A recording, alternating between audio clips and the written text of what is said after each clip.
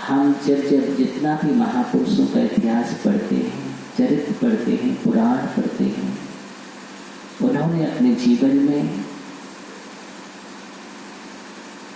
जीवन को सार्थक करने के लिए पुरुषार्थ किया है।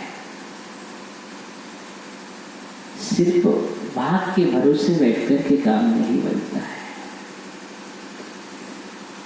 इसलिए हम पुरुष हैं, इसलिए पुरुषार्थ ही प्रधान है। पुरुष अगर पौरुष ना करे तो पुरुष की पहचान क्या है? इसलिए आचार्य भगवंतों ने पुरुषार्थ की चर्चा की है। पुरुष के लिए जो करना ही चाहिए, पुरुष के लिए जो प्रयोजन पुरुष है, प्रयोजन के पुरुष आत्म तत्व है, चैतन्य है, चिदात्मा है। चिद आत्मा के लिए जो किया जा रहा है, करना चाहिए, उसका नाम पुरुषार्थ है। हमें ये चिंतन करना है अपने जीवन में कि हम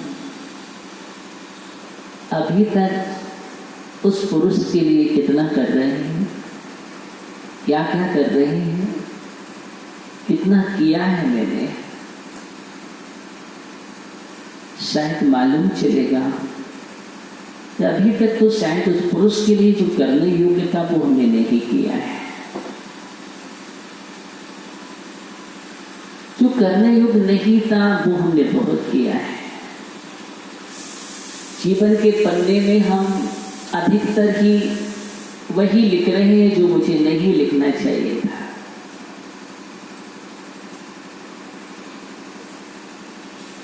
वही लिख रहे हैं। लिखना कुछ और चाहिए। ये मनुष्य पर्याय में गई है, लेकिन हम लिख रहे हैं उसमें तो वही कसाई तो लिख रहे हैं, वही क्रोध लिख रहे हैं, वही मान, वही मायाचारी, वही लोभ, वही हमारे अंदर की दुर्भावनाएं, वही अपध्यान, वही बुरी दृष्टियां, वही ईर्षा, वही जलन। हम कहाँ देख पा रहे हैं? हमें अच्छाइयाँ कितनी नजर आ रही हैं, कितना हम देख रहे हैं, जबकि हमें जीवन को मुक्त करना है तो बुराइयों से करना है। बुराइयों से मुक्त जीवन ही मुक्ति की यात्रा करता है। जब तक हमारा जीवन बुराइयों से मुक्त नहीं होता है, तब तक मुक्ति की मंजिल हमसे बहुत दूर है। यहाँ तक कि मानवता की मंजिल भी नहीं मिलती है तो मुक्ति की मंजिल तो बहुत दूर ही रहेगी। हम सच्ची मात्रा में मानव ही नहीं बन पाते हैं। इसलिए आचार्यों ने कहा कि तुम्हें मनुष्य पर्याय मिली है ये बुराइयों को दूर करने के लिए। कैसे करें हम बुराइयों को दूर? हमारी तो पकड़ने की आदत बन चुकी है, एक स्वभाव बन चुका है, आदत बना रखी है हमने। और ऐसी आदत बना रखी है कि हमारी उंगली जब भी उठती है तो सामने वाले की प्रति ही उठ जाती है। दृष्टि जहां जाती है तो वहीं पहुंच जाती है। हम गुण दर्शन बहुत कम कर पा रहे हैं, दोष दर्शन बहुत जल्दी हो जाता है। गुण ग्रहण की बात के लिए तो पुरुषार्थ करना पड़ता है, आपसे बहुत कहना पड़ता है, आपको सोचना पड़ता है। अच्छे भाव बनाना सहज नहीं है ज्ञानियों। ये वर्षा योग सहज है, लेकिन अच्छे भावों को बनाना सहज नहीं है। इस बात को भी सहजता से समझ लीजिए। अच्छे भावों को बनाने के लिए, अच्छे भावों का निर्माण करने के लिए हमें बहुत पुरुषार्थ की आवश्यकता होती है। बुरे भावों को करने के लिए ज़्यादा नहीं करना पड़ता है, क्योंकि वो तो मेरे संस्कार है, संस्कार है। देखो, अगर मेरे सामने कोई गुस्सा करने लग जाए तो मैं क्या कहूंगा? सुरेंद्र भैया, एक ज्ञानी कहेगा गुस्सा करना अच्छी बात नहीं है, गुस्सा नहीं करना चाहिए, और उस गुस्सा को लेकर के सब जगह चर्चा करना प्रारंभ कर देगा कि वो तो बहुत गुस्सा है।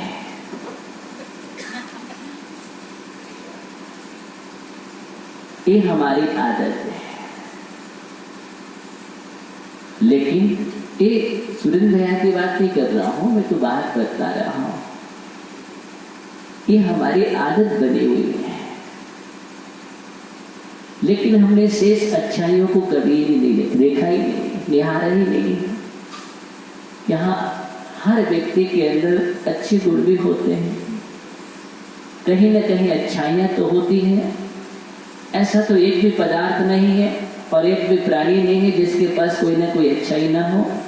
देखने की दृष्टि चाहिए तो हमें सब जगह अच्छाइयाँ ही दिखेगी, और दृष्टि नहीं है तो हम तो अच्छाइयों में भी बुराई खोज कर लेते हैं, अच्छाइयों में भी बुराई खोज कर लेते हैं।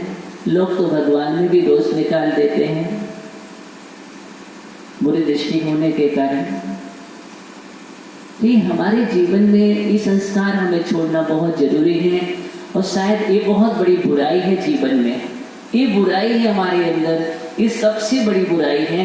ये बात मैं कहूँगा, बाकी बुराई तो एक तरफ है, लेकिन बुराई ही सबसे बड़ी बुराई है। क्या है? ये बुराई ही सबसे बड़ी बुराई है। हम जहाँ देखते हैं हमारी नजर चली जाती है, और मुझे दिख गया तो दिखने के बाद आज जीवन में उपगोहन और स्थिरीकरण की बात तो बहुत दूर है। कोई भी प्राणी उपगोहन तो करना ही नहीं चाहता है, स्थिरीकरण करना ही चाहता है। नहीं, सम्यक कभी कभी देखते हैं तो परिलक्षित कहाँ होता है। हमें दोष दर्शन हो भी गया, दोष दर्शन की दृष्टि नहीं थी, लेकिन अगर दोष दर्शन हो भी गया तो हमारे भाव उस समय क्या होना चाहिए? दोष दर्शन करके उसको दोषी सिद्ध कर देना चाहिए, उसको दोष दूर करने का प्रयास करना चाहिए, प्रयत्न करना चाहिए।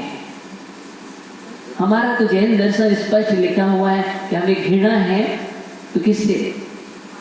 पाप से है, पापी से नहीं है, पापी से नहीं है।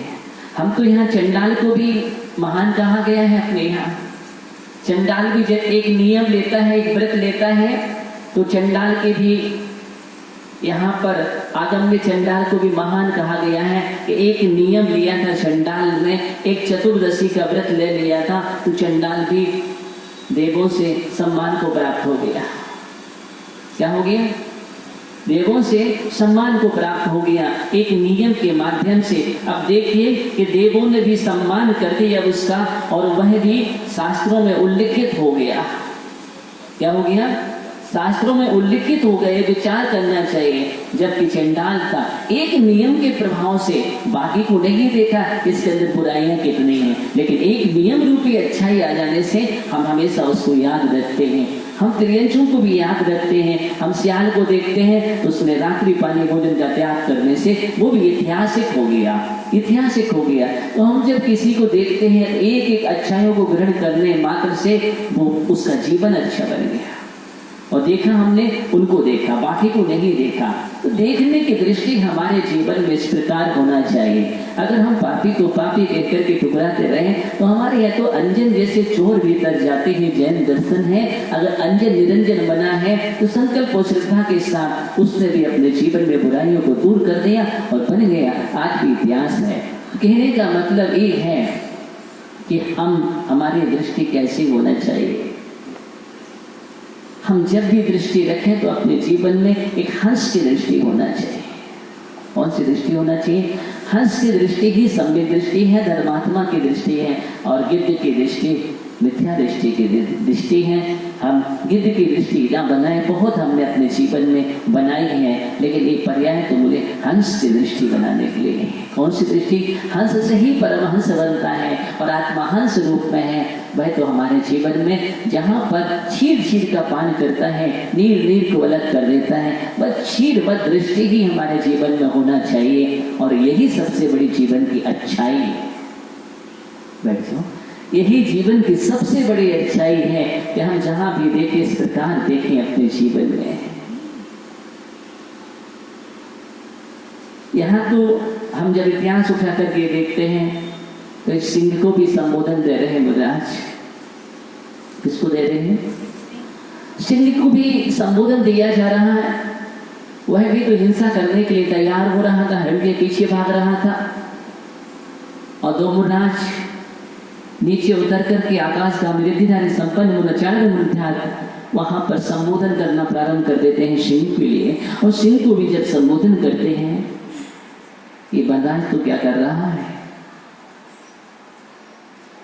तो बंदाज संबोधन देकर के बंदाज के भी परिणाम बदल जाते हैं। वही तो भविष्य का महावीर बनता है। कौन महावीर बनेगा भविष्य में, कौन क्या बनेगा मुझे पता नहीं है, क्योंकि अवध ज्ञान मना प्रज्ञान नहीं है, केवल ज्ञानी जाने। लेकिन बात सत्य है कि हर किसी के अंदर परमात्मा छिपा है, इसलिए मुझे किसी का भी तिरस्कार करने का अधिकार नहीं है, अपमान करने का अधिकार नहीं है। क्योंकि आज हम परमात्मा शक्ति का अवज्ञा करते हैं तो कहीं न कहीं हम दोष के भागी तो बनते ही हैं। क्यों मालूम नहीं इसके अंदर क्या छिपा है। कभी कभी हो सकता हम जिसकी बुराई कर रहे हैं, जिसकी निंदा कर रहे हैं, आज इस पर्याय में मुझे खराब दिख रहा है, लेकिन पता नहीं वो अगले पर्याय में कब भगवान बन जाए, क्या बन जाए मुझे ही पता नहीं है। हम किसकी बुराई, किसकी निंदा, क्या हम सोचते हैं कि ये सही है और मालूम चलता है तो मालूम वो ऐसे ऐसे जीव भी हम इतिहास पुराणों में पढ़ते हैं, कैसे कैसे वर्णन आता है, उसके बाद भी भविष्य उनका क्या है देखो उठा करके। तो हम जब महापुरुषों के जीवन को देखते हैं तो वो भी भगवान बन जाते हैं, वो भी भगवान बन जाते हैं। इसलिए कभी भी किसी के प्रति बुरी दृष्टि करने की बिल्कुल भी आवश्यकता नहीं है। हमारी सोच ये रहती है, कभी कभी बहुत सोचों में हम चलते हैं और हर व्यक्ति चाहता है कि हमारी सोच के अनुसार चले। ऐसा तो होता ही नहीं है और ना हो सकता है। हमारी सोच से कभी कोई नहीं चलता और न चल सकता है और न कोई चला है और चल भी नहीं सकता है। दूसरों के अभिप्राय को बदलना बहुत कठिन है, प्रयास करना चाहिए, पुरुषार्थ करना चाहिए, कोई भी नहीं बदल सका। लेकिन परिणाम धीरे धीरे परिवर्तन उसके जीवन का स्वयं का पुरुषार्थ ही कारगर होता है। क्या होता है?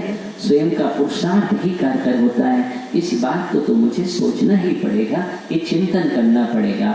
एक अच्छी सोच का परिणाम तो यही है, बड़ी सोच का परिणाम यही है। और बड़ी सोच वाला वही होता है जहाँ देखता है अच्छाइयों को देखता है, और एक छोटी सोच वाला वो होता है जहाँ पर छोटी दृष्टि पहुँचती है, वहाँ पर बिखराव होता है। क्या होता है?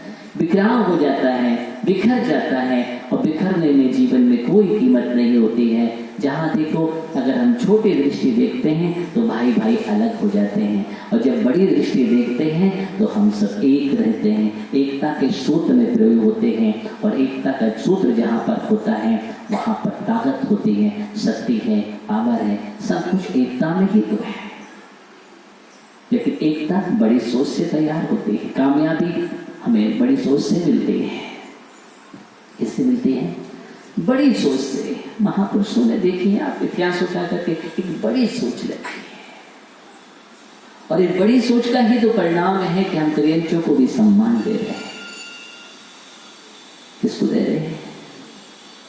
एक नियम, एक छोटा सा नियम भी कोई लेता है ना तो बहुत खुशी होती है, बहुत खुशी होती है। इसलिए हमें इस सिद्धांत को अपने जीवन में है कि हम बुराइयों को ना देखें, पट्टी बांध लें, हम गूंगे हो जाए, अंधे हो जाए, बहरे हो जाए। नरेंद्र भैया क्या हो जाए? हम गूंगे हो जाए, अंधे हो जाए, बहरे हो जाए, बहुत अच्छा है, बहुत अच्छा है। क्यों? हम गूंगे इसलिए हो जाए कि हम कभी अपने बचनों से बुराइयों को नहीं कहेंगे। बुराइयों को कहने के लिए हम गूंगे हैं, बुराइयों को देखने के लिए अंधे हैं और बुराइयों को सुनने के लिए हम बहरे हैं।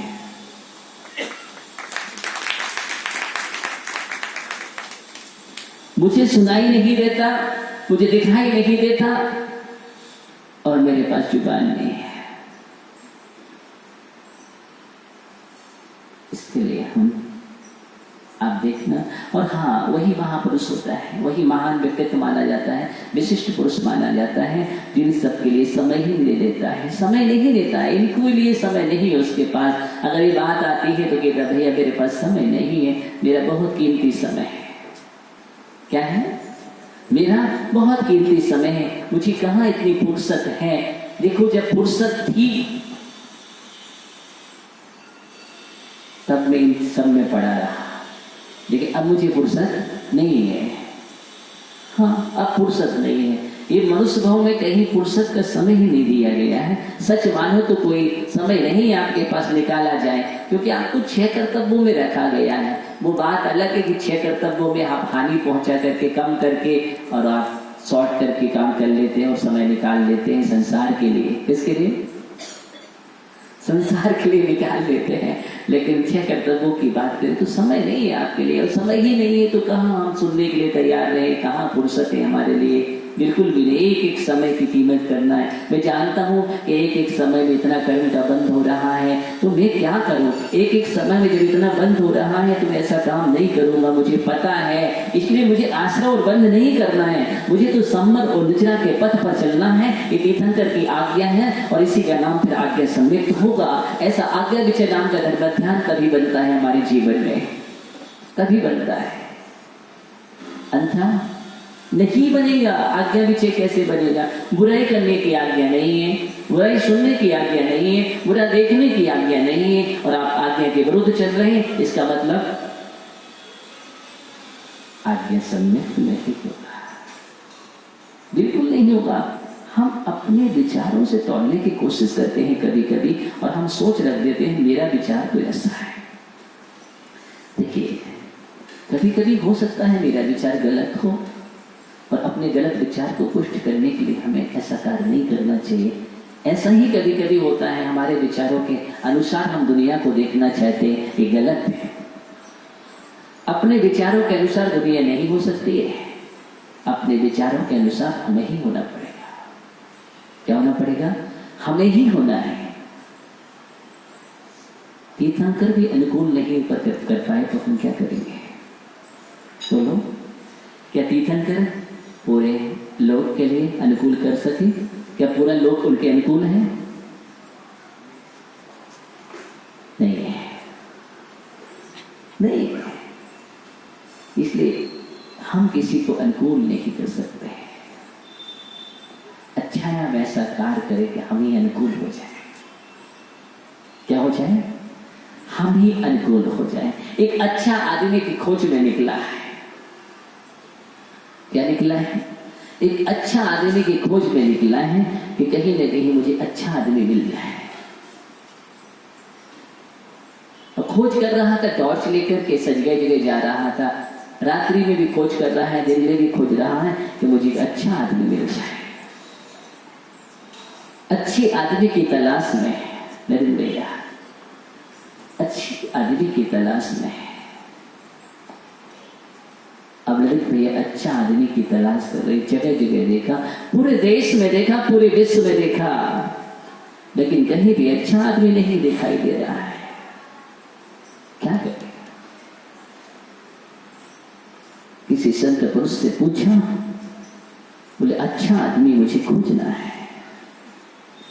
संत ने एक बात कही, सुरेश भैया, संत ने एक ही बात कही, रे मानव, तू अच्छे आदमी की खोज में क्यों निकला है? तू ही अच्छा बन जा, दुनिया की खोज पूरी हो जाए। तू ही अच्छा बन जा, दुनिया की खोज पूरी हो जाएगी, हम अच्छे हो जाएंगे, हो सकता है जो खोज कर रहा हो उसको मिल जाए, हम खोज रहे थे हम ही अच्छे बन जाए। यही तो जैन दर्शन है कि हम स्वयं अच्छे बन जाएं।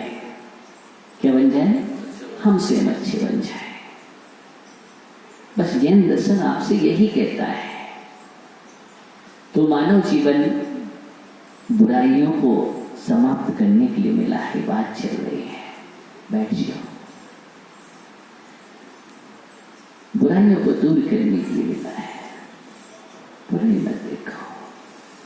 किसी को अगर हम बुरा बुरा ही कहते रहेंगे तो उसके जीवन में हम बुरा कर रहे हैं।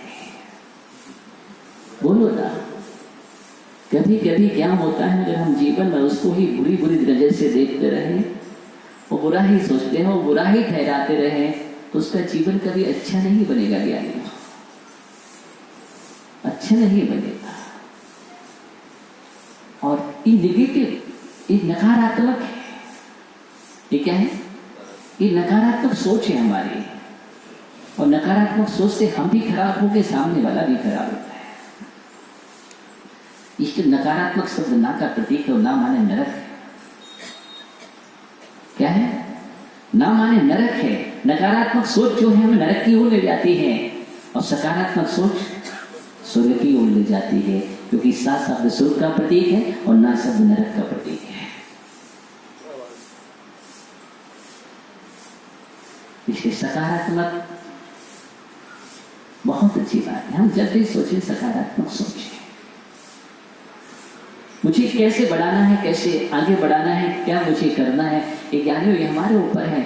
हम तो किस को नहीं बदल सकते हैं हमारे प्रभाव से। हम दिखते हैं डाकू भी साधु बन जाते हैं,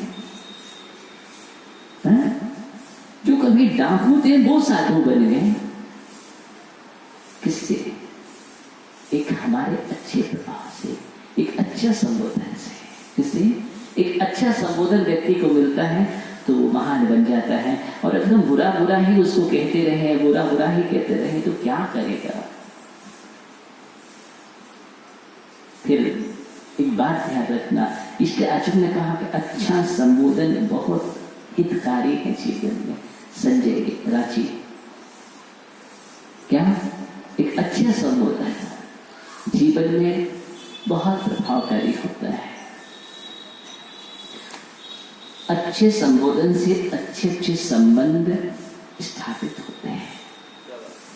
अच्छे संबोधन से संबंध बनते हैं, और एक संबोधन खराब होने से अच्छे अच्छे संबंध बिखर जाते हैं।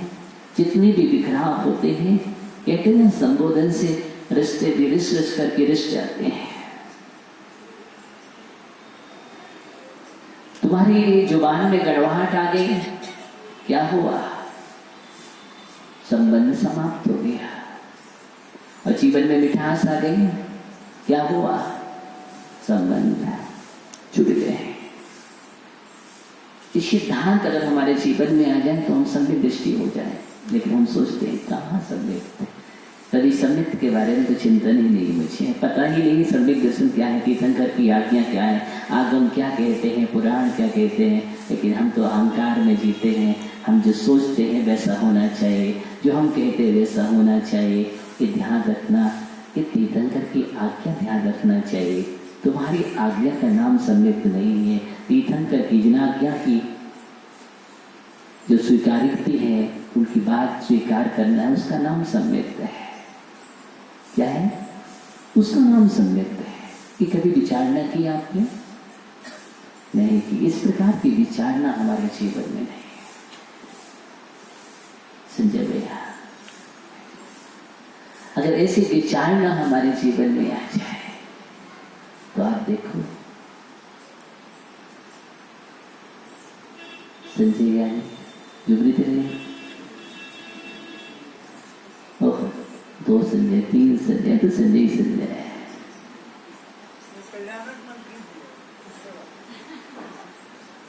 उसी की तो बात कर रहा हूँ। कल्याण के मंत्री के लिए कल्याण कैसे होगा? ये कल्याण के सूत्र ही बतला रहा हूं। कि हम कल्याण तो मनाते हैं, लेकिन ऐसे कल्याण के सूत्र ही कल्याणकारी होते हैं। इसलिए हम अपने इन सूत्रों को जीवन में ध्यान में रख करके चलें। क्या करें? ऐसा ध्यान में रख करके चलें तो हमारे जीवन में देखो कितना परिवर्तन आता है। इस बात को ध्यान में रखो। सुनते हैं जब परिवर्तन तो आना ही चाहिए। सम्यक दृष्टि का गुण निंदा गरहा है। क्या है? निंदा और गरहा सम्यक दृष्टि का गुण है। अब बतलाओ, निंदा और गरहा अपनी करने के लिए आदेश दिया है कि दूसरों को करने के लिए दिया है?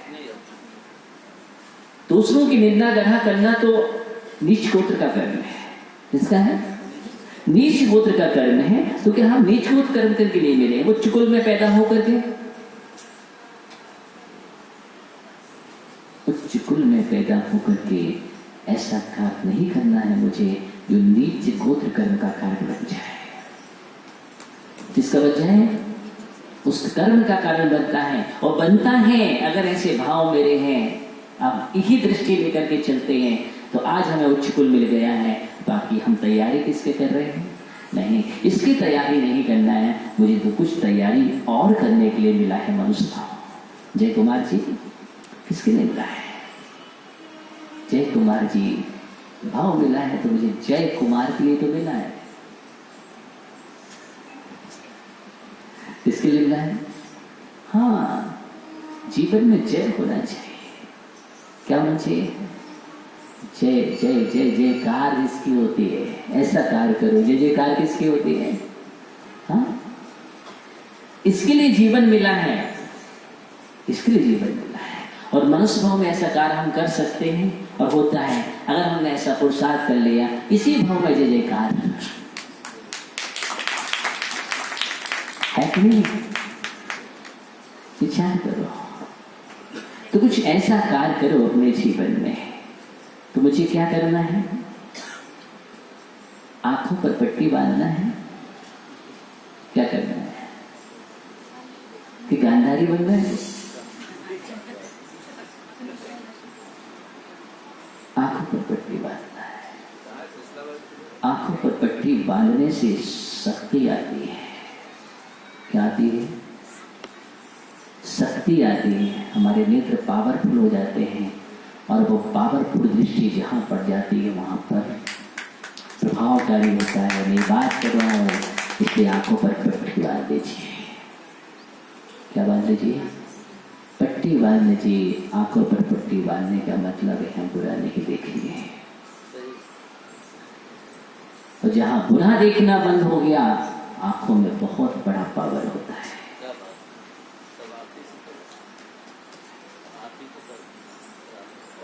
प्रभावकारी होता है। गंधारी ने पट्टी हटाई तो क्या किया? क्या हुआ? ओहो, समझ रहे में बात कर रहे हैं। पावरफुल, अपने को पावरफुल करो। अंधे बहरे और गूंगे होने से पावरफुल होना है। ये पावरफुल होने का उपाय बतला रहे हैं कि हम शक्तिमान कैसे होंगे और शक्तिशाली कैसे होंगे और प्रभावकारी कैसे होंगे और हमारा प्रभाव कैसे पड़ेगा। बहुत प्रभाव पड़ता है, इस बात का ध्यान रखना। बहुत प्रभाव पड़ता है। एक बालक विद्यालय में पढ़ रहा था और उसके पास सोने की अंगूठी थी, खो गई। वही पढ़ते पढ़ते कुछ समय में खो गई। अब उसको बहुत दुख हुआ। उसने अपने शिक्षक से कहा, मेरी सोने की अंगूठी आज ही मान्य दी है, आज मेरा जन्म दिवस था, और कहा कि आज के लिए तुम पहन लो, और आज ही खो गई है। अब मैं क्या करूँगा?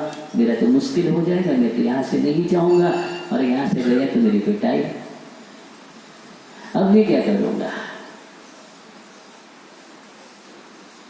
इसलिए मेरी सोने की अंगूठी है, उसकी खोज करो। मुझे तो सोने की अंगूठी चाहिए, और जब तक नहीं मिलेगी तो मैं तो यहाँ से नहीं जाऊँगा, यहाँ से नहीं जाऊँगा। तरह तरह के विचार उत्पन्न होने लगे उसके अंदर। ज्ञानियों बैठ जाओ। तरह तरह के विचार उत्पन्न होने लगे। अब क्या किया जाए? शिक्षक से कहा। शिक्षक ने विचार किया, अंगूठी बोले अभी अभी 10-15 मिनट पहले अंगूठी रहे थे, मैं तो कहीं उठ करके कहीं गया नहीं हूँ। और शिक्षक ने भी देखा अभी कोई बाहर नहीं गया है, बात क्या है। लेकिन शिक्षक ने देखा, समझा, उसने किसी से ये नहीं कहा कि किसी ने ली है, नहीं। अब उसने युक्ति निकाली और युक्ति ये निकाली,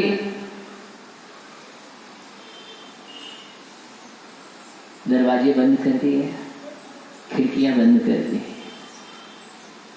दरवाजे बंद कर दिए, खिड़कियां बंद कर दी। जय कुमार जी बैठ जाओ।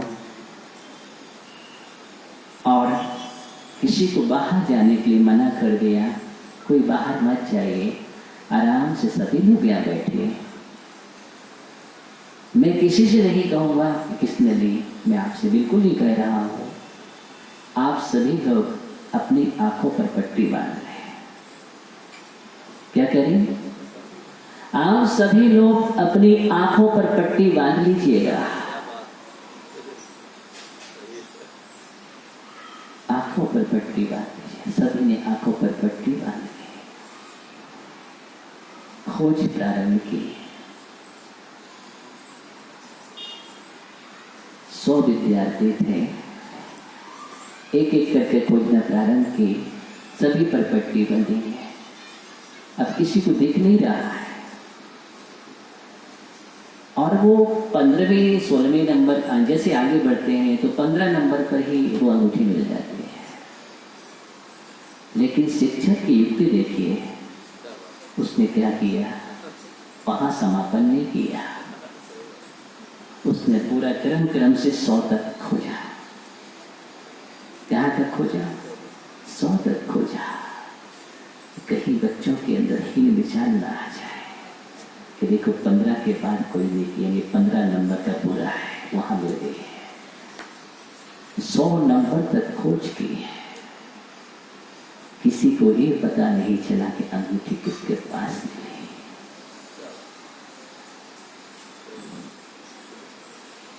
और मिलने के बाद रख गए। अपनी पट्टी खोल लीजिए। सभी ने पट्टी खोल ली और वो अंगूठी जिसकी थी उसको दे दी। लेकिन टीचर ने ये नहीं कहा कि अंगूठी किसके पास मिली, ये नहीं कहा किसके पास मिली, नहीं बताया उसका नाम।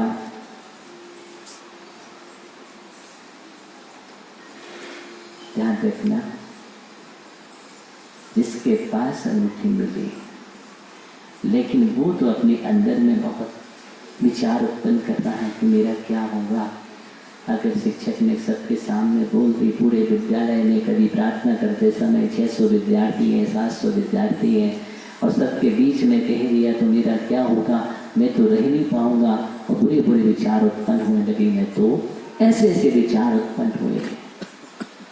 लेकिन जिसने प्रार्थना हुई, उस दिन शिक्षक ने उस बात की जिक्र भी नहीं किया, कुछ भी नहीं कहा, किसी को पता ही नहीं। बहुत दिन हो गए। अब वही बालक जिसके पास मिली थी, वही बालक बहुत होनहार बालक बन गया, बहुत होनहार बालक बन गया। और जब उस विद्यालय में कोई आयोजन था, वह बड़ा हो चुका था, अच्छे पद पर था, मुख्य अतिथि के रूप में उसको बुलाया गया। मुख्य अतिथि के रूप में उसको बुलाया गया। वह उपस्थित होता है और नियोग संयोग की बात है कि वो शिक्षक थे, अब वो वृद्ध हो चुके थे, लेकिन उस आयोजन में उनको भी बुलाया गया। उस आयोजन में उनको भी बुलाया गया और नियोग की बात है, वो भी वहीं बैठे थे। अब उसके अंदर विचार कूदने लगे। अब विचार इतने कूदने लगे, अब क्या होगा मेरा, मैं इतने अच्छे पद पर हूँ और कहीं इनने हमारी कोई खोल दी तो मेरा तो सारा व्यक्तित्व ही खराब हो जाएगा। क्या होगा? मेरा सारा व्यक्तित्व खराब हो जाएगा। मैं आज प्रतिष्ठित हूँ, समाज मुझे प्रतिष्ठा देती है, सब जगह मेरी प्रतिष्ठा है। अब घबराने लगा, लेकिन अंदर में विचार ये भी था कि मेरे शिक्षक ऐसे नहीं है। दूसरे पल में कि आज उन शिक्षक की ही तो देन है जो मैं आज यहाँ पर हूँ। और उनको, शिक्षक जी को आराम से निवेदन करके अलग से रूम में रह गया थोड़ी देर के लिए, और लेकर के चर्चा प्रारंभ की कि देखो ऐसा है, हम आपसे निवेदन करते हैं, अब वो जो बात वहाँ थी वही, और अब आप किसी से नहीं कहना, आपके आशीर्वाद से तो मैं यहाँ तक पहुँचा हूँ, आपके आशीर्वाद से यहाँ तक पहुँचा हूँ। याद रखना, छोटी सी बात कितनी राष्ट्रपूर्ण है। शिक्षक को बड़ा आश्चर्य हुआ, उसने कहा कौन सी बात, कौन सी बात? तो उसको लगा शायद भूल गए। ये तो बहुत अच्छी बात है, ये तो भूल गए हैं। और उसने पूरी बात बता दी कि मुझे मेरे पास ये अंगूठी मिली थी, और उस दिन अगर आप नहीं बचाते, कहते, अगर कह देते तो आज तो मेरा लाइफ पूरा कैरियर ही समाप्त हो जाता, मेरा कैरियर का क्या होता। उस दिन आपने मुझे बचा लिया और मेरा कैरियर बन गया आपको उससे। तो कौन सी बात कर रहे हो तुम? मुझे भी पता नहीं, कुछ बात नहीं। बोले उस दिन आपने सबकी आंखों में पट्टी बंधवाई थी, तब निकाला था। और टीचर ने मालूम क्या कहा? एक बात कही, ध्यान रखना, बहुत महत्वपूर्ण बात है। जैसा हमने आप लोगों को पट्टी बांधी थी, मैंने भी आंखों पर पट्टी बांध दी खोज के। मैंने भी अपनी आंखों पर पट्टी बांध करके ही खोज की थी, क्योंकि मैं नहीं चाहता था किसी को बुरा सिद्ध करूं, बुरा देखूं, इसलिए मैंने स्वयं पट्टी बांध ली थी, और मुझे पता ही नहीं कि अंगूठी किसके पास है।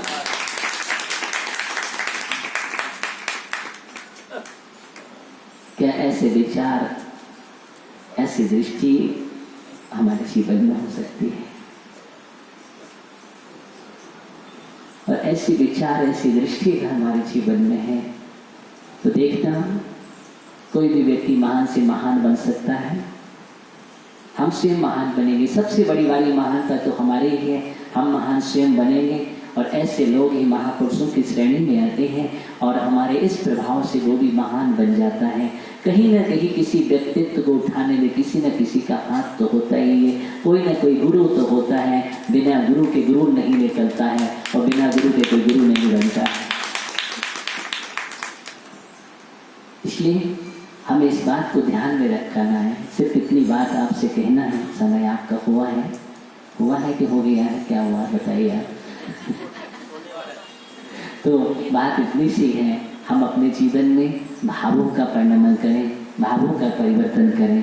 देखना अपने जीवन में कितना सारा अच्छा ही अच्छा होगा। तो मुझे जीवन मिला है बुराइयों के लिए नहीं, बुराइयों को छोड़ने के लिए मिला है। इस बात का मुझे ध्यान रखना है।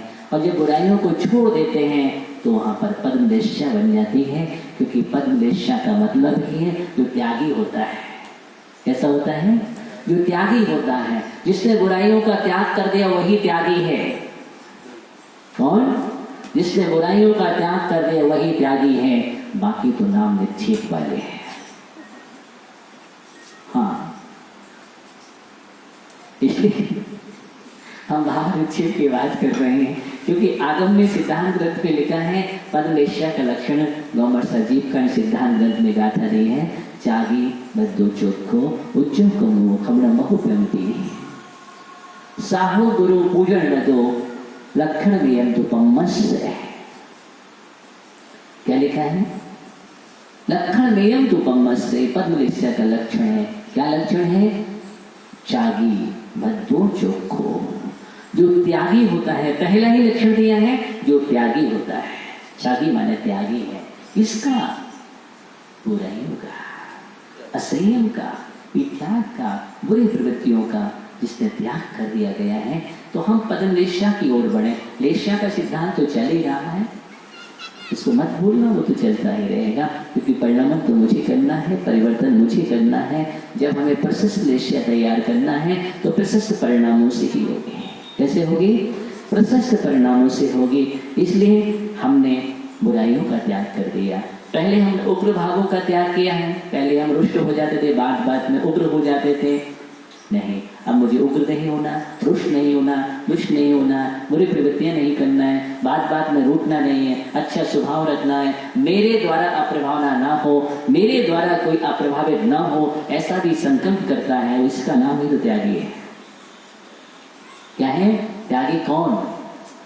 मेरे द्वारा प्रभावित होना चाहिए। जैन दर्शन में मेरी कोई भी चर्या से अप्रभावना नहीं हो, अप्रभावित ना हो, ऐसा कार्य मुझे नहीं करना चाहिए। अगर ऐसा कार्य करते हैं तो समझ लेना अभी तो त्यागी नहीं, नाम निक्षेप का त्यागी है। और बुराइयों को छोड़ दिया तो हम भाव निक्षेप से त्यागी बन जाएंगे। बस इतना ही मुझे कहना है। हम धीरे धीरे अच्छाइयों की ओर बढ़े, एक एक गुण को अपने जीवन में जोड़ते चले जाएं। एक दिन हम महापुरुष का जीवन जिएंगे। इसी भावना के साथ ओम नमः शिवाय।